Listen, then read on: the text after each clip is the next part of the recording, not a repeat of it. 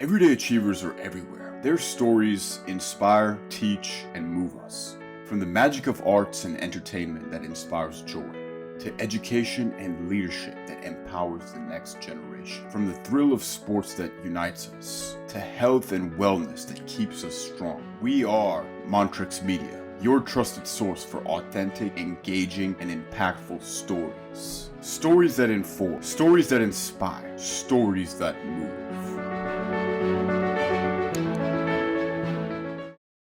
Hello everyone, welcome to Montrix Media. We are focused on bringing you stories about everyday achievers from diverse fields: education, entrepreneurship, arts and entertainment. Today we are focused on education, specifically bringing you stories to help prepare kids for college education. We collaborate with educational software technology companies to bring you these stories. This podcast is sponsored by Feeds Club.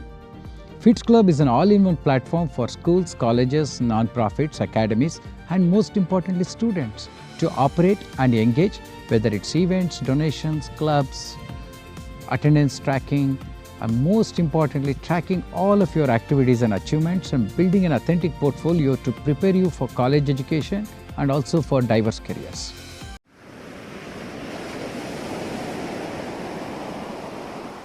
Hi everybody, welcome to Mantrix Media. My name is Neha and I'm an aspiring student who is interested in the finance field. Today we have an inspiring guest, Anushka Ramgounda. She is someone who grinded in high school and is now in a major financial institution called Bank of America. Her journey is packed with lessons and stories that all students can take when they are applying or if you're interested in the finance field. So for listeners who may not know you, Anushka, can you please introduce yourself and describe what you do at Bank of America? Yes, well, first, thank you for having me on the podcast, Neha. But my name is Anushka. I recently graduated from Villanova University, where I majored in finance and minored in real estate. And now I've been working at Bank of America as a commodity sales analyst for the past few months. So for those that may not know, in a sales role, we're essentially the intermediary between traders and our clients. So we are just the client relationship managers. That's amazing. So if you were to kind of summarize your journey from high school to where you are now in like just a few sentences, how would you describe it? I would say that I've accomplished what I have through a lot of hard work and determination.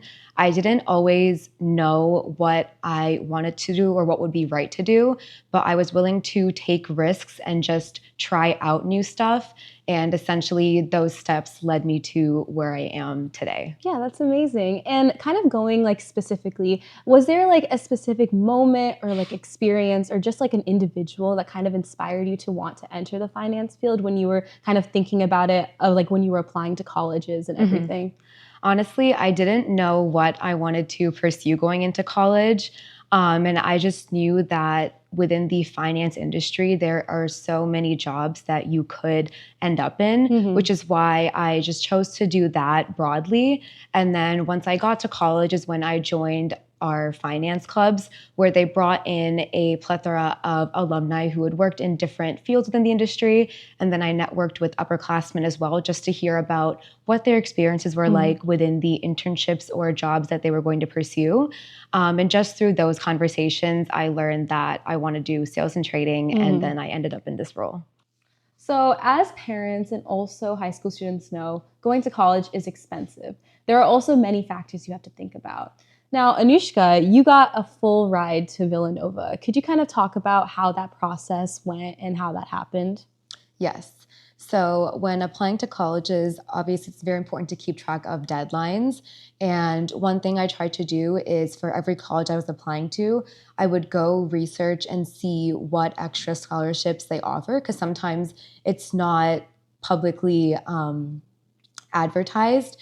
So I would do that. And then I would also email like the admissions office to see if there's any extra links where they post scholarships where I could go and apply, just because sometimes it's not always easy to find. For the one I got specifically, I was a St. Martin de Porres scholar at Villanova University, and they had just sent an email with all these scholarships for people of color to apply to. And luckily, I saw it before the deadline, had an essay prepared for it, submitted it, and very thankfully got it. Okay, yeah, that's amazing. So you talked about the application aspect of the scholarship. I wanted to ask you, what do you think made your application stand out? And do you have any like tips or tricks for students who are looking to apply to those scholarships or even that scholarship in particular? Yes. So as mentioned earlier, I had a grad student who was helping me edit my essays. And I think just through the several back and forths of that essay, the story that I was able to convey was very powerful and meaningful. So I think what's important when writing essays is that you show the action that you took. And even if you made a mistake, saying how you learned from it and then how you applied it for the future. That's kind of the general framework I followed when writing my essays. So you talked about your extracurriculars in college and how it kind of helped you towards your internships and your job.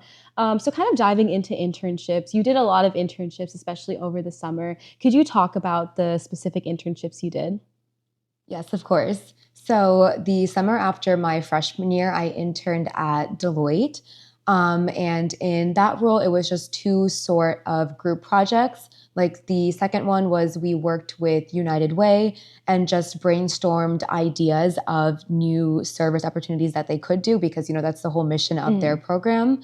I did not choose to go back my sophomore year just because I wanted a more finance-focused role, and Deloitte is a accounting firm.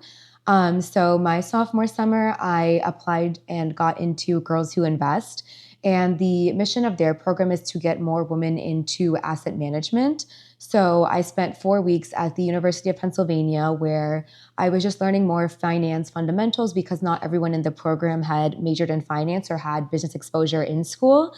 But after those 4 weeks, I got an internship at Invesco Real Estate where I spent around 5 weeks. And it was honestly a very, very great experience because from that role, I decided to pursue my real estate minor.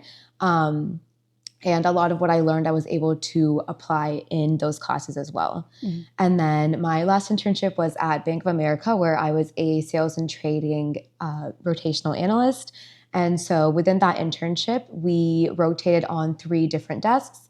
And the way that kind of works is a few months before the internship starts, they send out a book with just like descriptions of the different desks that would be taking interns, as well as contacts of the intern managers of each desk. So you had to email the intern manager, set up calls, basically network with them, network with more people on the desk. And then it was sort of like a sorority matching process where they would rank us and we rank them. And that's what determined what each rotation would be. So that's how you got the first rotation. And then when you were on the first rotation, you had to learn what your desk was about while networking for your second one and also doing the project for the first one. So it was definitely a lot of multitasking and figuring out time management. But it was a very rewarding experience because I am now here full time as a commodity sales analyst. Yeah, nice. Yeah, so you talked a lot about like skills you accumulated both in internships and colleges. So for college students or even high school students that are looking for internships, what do you think is like the number one skill or like first step that they should do? Yes. So I think the first step is to just start building your network, especially within finance. It honestly is a very small world. So it is all about who you know. And it can definitely be very intimidating to start networking, but you just need to start small with, maybe the upperclassmen in your respective college who are either about to go into the internship or have just done the internship, and just talk to them casually about what that experience was like, how they networked, and then slowly you can start getting to actual alumni who are in their jobs. There's no right way to do it. You just have to start. I think that's the hardest part. Yeah. Okay. So you did a lot of extracurricular activities, volunteering. I know a lot of listeners, right? Like even starting from middle school, we do volunteering. We dive ourselves into a lot of extracurricular activities.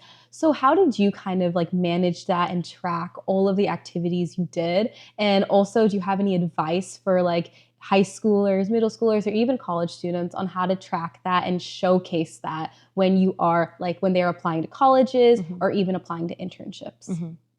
So my advice is definitely quality over quantity. I don't think it's worth it to just do a bunch of activities because you think it'll look good on your college application. It's actually just better to do a few things that you're actually passionate about. Because what I realized when writing my essays is that it's better when there's a theme around your application. So like a lot of the projects I did for 4-H, which like unintentionally were all centered around food insecurity. So I was able to create a story around how I want to help food insecure individuals with these projects I did over my 4 years in high school.